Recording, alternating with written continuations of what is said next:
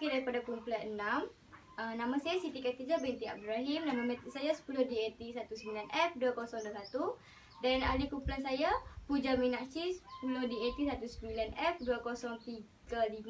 Seterusnya Syakila Syamim 10DAT19F2037. Dan yang terakhir adalah Surya Priya 10DAT19F2045. Kumpulan kami telah mendapat tajuk source document. Antara yang terdapat dalam source document adalah sales dan purchase order, delivery order, invoice, cash bill, credit notes, debit notes, office receipt, payment voucher, memo dan cek. Seterusnya, konten. Saya Siti Khatijah akan menerangkan tentang source document, sales order, purchase order, delivery order. Manakala kawan saya, Puja akan menerangkan tentang invoice, purchase dan sales dan cash bill. Priya pula akan menerangkan tentang credit note, debit note dan office receipt. Manakala Syakila akan menerangkan tentang payment voucher, memo dan cek. What is source document? Product with each business event and used to record every business transaction. Used to record transaction because they are original and show an objective report of the economy's activity of each transaction. Used for internal control purpose as well. As you can see, all of the source documents are used to ensure that only proper goods are ordered, received and paid for. Bentar ni saya ada menunjukkan tentang slide saya. Okey, untuk keterangan lanjut, source document ni dia merupakan dokumen yang harus kita simpan. Wajib sesebuah perniagaan tu simpan semua dokumen-dokumen yang berkaitan dengan transaction. Hal ini kerana jika berlaku tersilap rekod ataupun terkurang duit yang berlaku, kita boleh refer balik dengan dokumen-dokumen yang kita simpan. Oleh sebab itu, dokumen tu memang penting untuk perniagaan kita. Jika kita tak simpan dokumen tersebut, bila berlaku satu masalah dalam perniagaan kita, dalam akaun kita, kita tak boleh nak tengok balik apa yang berlaku, bila duit keluar, bila duit masuk, apa yang kita beli, apa yang kita jual. So kita tak boleh nak rekod semula benda-benda itu. Sebagai contohnya, contohlah kalau akaun kita tu, kertas akaun kita tu terkena air ke, kertas tu rosak. So bila dah rosak kertas tu, akauntan kena buat balik semua akaun tu. So bila nak buat balik, kita kena refer balik semua dokumen. Kalau kita tak simpan dokumen tu dengan elok, macam mana kita nak refer balik? Macam mana kita nak buat balik akaun tu? So kita akan pening, tak boleh nak buat. Sebab itulah pentingnya kita kena simpan semua dokumen yang berkaitan dengan perniagaan kita. Yang pertama sekali, sales order dan purchase order. Pertama sekali saya nak explain tentang sales order. Specific details about product or service ordered by a specific customer, along with the price, quantity and terms and condition. Business use it as a confirmation document that is sent to the customer before delivery of good or service. Sales order ni kita menerima order daripada customer yang spesifik, yang nak order sesuatu barang yang spesifik. So kita ada satu bukti yang dia order barang ni. Dia order barang tu, contohnya kita buka perniagaan kedai botol ayak. Dalam botol ayak mesti ada pelbagai jenis kan, berbagai design botol-botol. So satu customer tu dia datang, dia ambil sales order tu, dia tulis dia nak botol macam mana, jenis apa, semua. So kita tahu customer ni dia order barang ni, customer ni dia order barang ni. Seterusnya, purchase order, iaitu document is used for ordering goods. Sales order is a document used for confirmation of sales detail prepared by the buyer and is sent to the supplier, issued by the supplier to its buyer for delivery. Purchase order pula adalah kita order barang kepada seller. So kita yang membeli barang kepada suatu perniagaan tu. So kita akan menggunakan purchase order untuk menunjukkan perniagaan kita memerlukan barang-barang yang seperti mana, barang yang spesifik kita nak order. Ini merupakan contoh sales order. Ini merupakan alamat, yang first kali yang kotak kat atas tu merupakan alamat yang akan dikirim oleh sesuatu perniagaan. Contohnya perniagaan saya nak hantar sales order, so saya akan tulis alamat tu, alamat saya. Seterusnya adalah yang ni pula merupakan alamat customer yang order barang dekat perniagaan saya. Ini merupakan ke manakah saya nak hantar barang-barang tersebut. Selain itu, terdapat kuantiti, item, unit price, iteration, notes, line dan akhir sekali mempunyai total. Berapa jumlah yang telah satu perniagaan tu, customer tu order kepada perniagaan kita. Terusnya purchase order. Purchase order dengan sales order ni dia tak ada perbezaan yang begitu banyak. Dia sama je, cuma tadi tu alamat siapa yang kita order, perniagaan mana kita order. Tapi kalau kat purchase order ni alamat kita, sebab kita yang nak beri barang, so dia alamat kita. Yang bawah tu alamat pembeli yang nak beli barang kepada kita dan ke mana kita nak hantar barang tersebut. Dia punya butiran semua sama je. Ada item, ada reputation, ada quantity, ada price, ada total. Dia nak dekat sama je dengan sales order. Cuma perbezaan je antara alamat-alamat yang terdapat di atas sahaja. Seterusnya delivery order. Directing the person to deliver the goods to a personal name in the order. It is a document from a company and owner of his agent of freight carriage with order the release of the transaction of cargo to another party. Delivery order ni merupakan tempat kita nak hantar satu barang tu, delivery. Nak hantar order yang telah diterima oleh kita. Ataupun ini merupakan contoh dokumen delivery order. Yang pertama sekali, company name. Kena tulis company name, ada date dekat atas tu. Kita kena tulis butiran-butiran company. Seterusnya seller. Butiran alamat-alamat seller, kita kena tulis alamat seller, siapa seller kita, so tulis alamat dekat sana. Dan seterusnya alamat buyer dekat sebelah tepi tu. Dan seterusnya adalah butiran yang terdapat adalah ada quantity, ada reputation dan unit price, amount dan bawah sekali terdapat total. Itu saja daripada saya. Seterusnya saya serahkan kepada kawan saya Puja Meenakshi untuk menerangkan tentang invoice. Okay, you guys, my part is invoice. So first of all, I want you all to know like what is invoice. So as you can see, invoice is a bill or tab which is a commercial document used from a seller to a buyer for transactions to show the products, the quantities, the price for the products, the services the seller will provide for the buyer. And these terms you usually pay using invoice. Okay?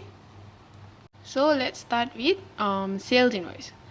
Sales invoice is like it's a form, it's a business form used by all kinds of companies to tell the customers the amount they owe in exchange for the goods and services sold. It will also include the due date of payment, okay? And then some business, they do not have cash sales and all the sales are on account, Okay. Then the next is an example of sales invoice. So as you can see, there's the date and then you have the company's name, you ship to who, the address, and then what you buy, the quantity, the unit price, total, and then you go down, you see this is important, okay? Total payment due in 30 days. Please include the invoice number on your check. So see, everything is like normal, just like a normal bill actually lah. Other than sales invoice, we have purchase invoice also. So this is like the same thing presented to a buyer this time. by a seller, the opposite, okay, for payment within the stated time, which indicates what you bought, what's the amount, and for what price. A purchase invoice can be used to prove bukti, okay, that something was bought and how much was paid for it. So basically, a shorter version is it's a business form representing a purchase of goods or services on account. So then the same thing, we can see the example of a purchase invoice. So it's almost similar to the sales invoice. You can see the code, the date, and then the address, and then you also have the items and everything with the quantity, the unit price, discount amount, whatever, all that, and then the total. So you also cannot be late. You will also have a due date, okay? So other than sales invoice and purchase invoice, there is cash bill.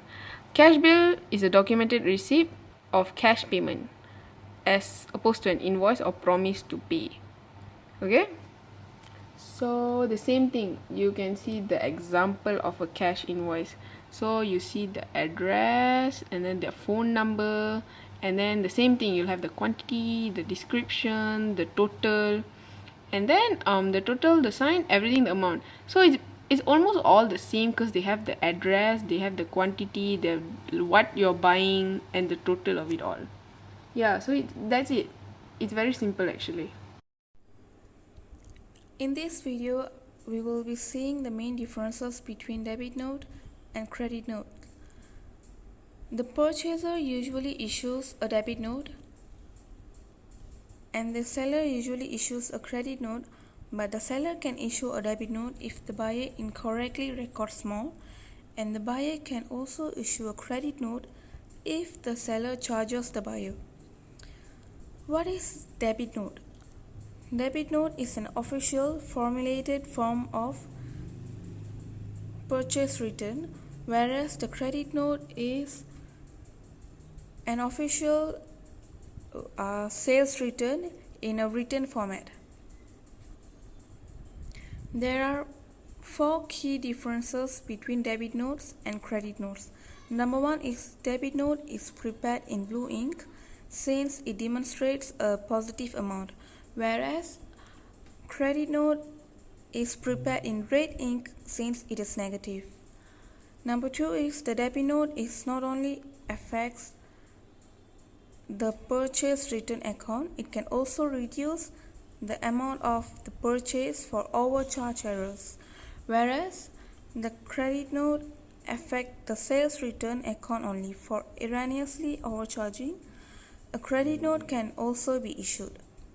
Number 3 is the debit note is only issued in the case of purchase of credit, whereas in the case of credit sale, a credit is issued. Number 4, the purchaser usually issues a debit note, whereas the seller usually issues a credit note.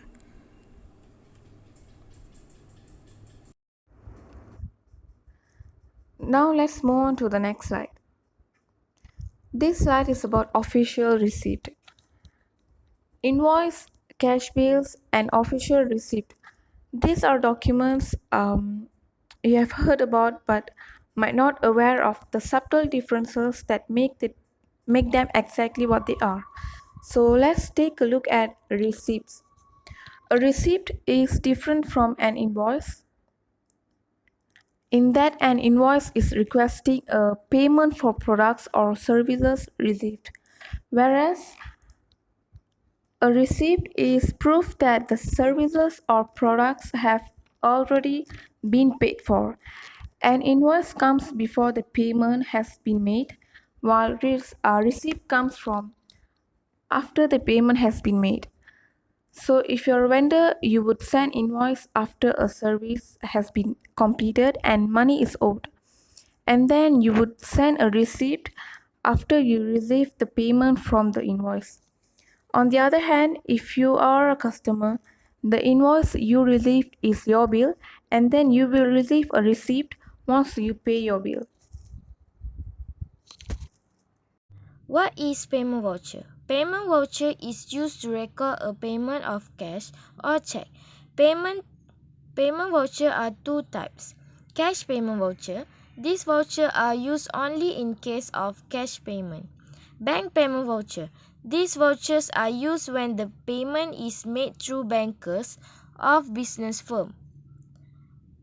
Yang ni adalah dokumen contoh bagi payment voucher. Voucher pembayaran ni ialah satu dokumen pengesahan perbelanjaan yang Keep a diary of repayments due on loans. Record personal information for inclusion in report. Present alternative valuation of assets and liability in report. Record ratios or percentages for use with the corporate allocation function. Okey, ni adalah contoh bagi dokumen memo. Okay, memo ni pemilik mengambil barang, niaga ataupun tunai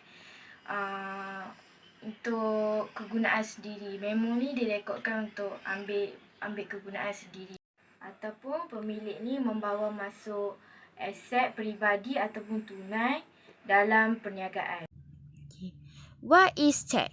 A check is an authorization to draw funds from a bank account. In order to do this, a check must state the name of the payer, the amount to be paid, and the date. A check is one of the more common forms of payment used, though its usage has declined. A various types of electronic payment have gained in popularity. Okay, ini adalah contoh bagi dokumen check. Yang seterusnya, cek pula. Cek pula digunakan untuk membuat pembayaran. Cek ni diguna lebih daripada 5,000.